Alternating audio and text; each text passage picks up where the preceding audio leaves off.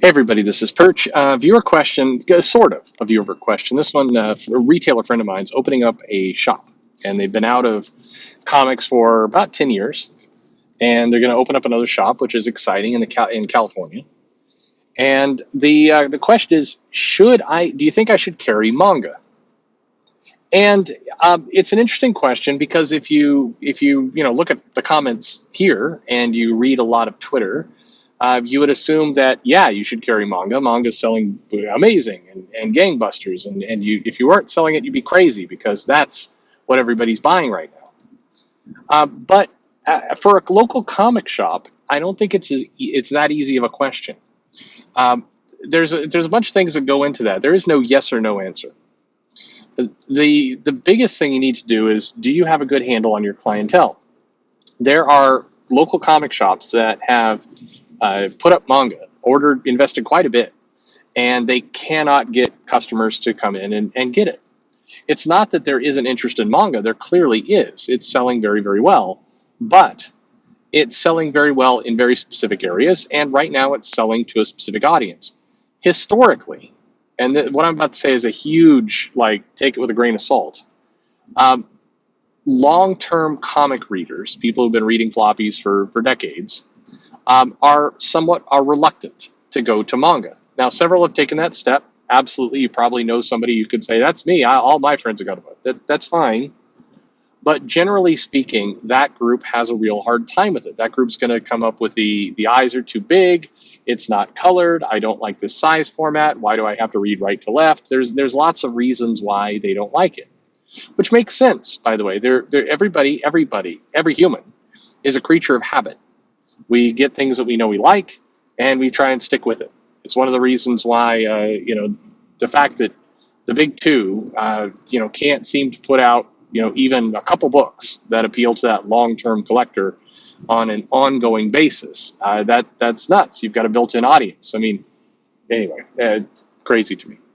But I mean, hell, if you're Marvel, by the way, you could put out a book called like, you just have to make it not sound demeaning, but it's like Marvel as if we were still in the 80s is the name of the comic. And it's just like a 48 page, so double sized.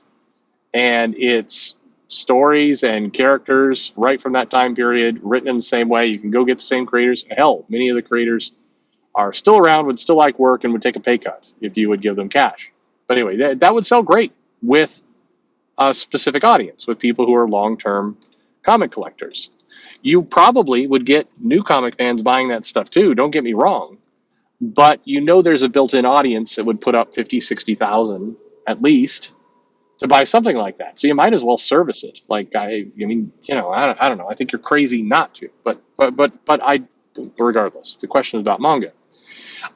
If you're opening up a local comic shop, and maybe you're hoping to do a lot with back issues, and you're hoping to do a lot with kind of traditional comic buyers, then the idea of let's put some manga in there, probably not the best idea for you. It probably is stuff that's not going to sell. I would at very least bring in a few things and then gauge interest before I went all in on buying stuff. And this gets me to kind of problem number two, and it's this. You can't, if you put in like volume 1 of My Hero Academia and some Chainsaw Man and One Punch Man and Demon Slayer, the challenge is if you go to your local Target or Walmart, you will see they're selling the same things. But Target has a perpetual 25% off cover. You won't be able to do that. I mean, you could, but you're going to be making nothing off that. You're giving away your margin. And frankly, and the disappointing part is the people who are coming in new, picking that stuff up. A place like Target is great. They go in there, they're going to buy a video game, they're going to look at toys, they're going to whatever they happen to do, and there is a giant stack of the best-selling manga right there. Manga's putting up huge numbers not because it's doing gangbusters at the local comic shop. It's not. It's putting up huge numbers because it's increased its distribution channel to places that aren't the local comic shop, to Target, to Walmart. Hell, I was in Best Buy, of all places, the other day. Best Buy, or as I like to call it, Amazon showroom. But Best Buy had manga there for sale, like a shelf, the same exact stuff that Target had and Walmart had and everything else. So if you're a local comic shop, you're nuts carrying that kind of stuff. However, that does give you an opportunity, and the opportunity is specialize in the things that those stores can't get. So, premier editions of Berserk, or maybe I know My Hero Academia has like a different, like a collector's version of that. That's an idea. But I mean, hell, you know what I would love is for the plastic vinyl models and Gundam to take over Funko. Like, wouldn't that be amazing if like Funko died and people like there's Gundam everywhere? I don't know. I would enjoy that for a time. I'm sure I would get sick of it, but for a little while, oh man, that'd be glorious. So that's the key, I think. Understand that there are people out there buying manga, and they're going to hit a frustration point. And the frustration point is they bought what Target has, which even though there's a lot of it, it's not a lot of there's a lot of one thing. There's not a lot of many things. So and in fact, in many cases, I think they have the My Hero Academia Volume 1, and then whatever the current edition, whatever the latest is, and nothing in between. So carry what's in between, or carry stuff that's a little harder to find, or that's probably a better option. But I would just be very careful if somebody was saying go buy manga, and this runs completely counter to what you see online. I mean, again, if you read the boards and you read everything else, it's like, why would you not carry manga? That's what everybody is selling. Well, yeah, everybody is selling that. That's kind of the point. You don't want to be one of those people, because there are plenty of comic shops that I go into now, and there are stacks, thick stacks of My Hero Academia or Demon Slayer. They're there. Why? Because they're selling it full price, and down the street at Target they're selling it 25% off. And frankly, the audience that's coming in who likes that stuff, they already bought it. So you're not delivering anything new. Let the big box stores that can afford to do it be the loss leaders. Let them go and basically get the customer hooked on this stuff. And you specialize in giving the customer then what they need to fulfill the rest of their life. I do not recommend this. It's dodgy. It's wrong. Bad. If you get caught, you're going to get in trouble. However, I knew one guy who went and printed off some small little paper bookmarks, and then when the shop wasn't looking, they put the little bookmark into the what Target had for My Hero Academia and Demon Slayer, saying, did you enjoy this volume? Head on over to this shop. We've got the rest.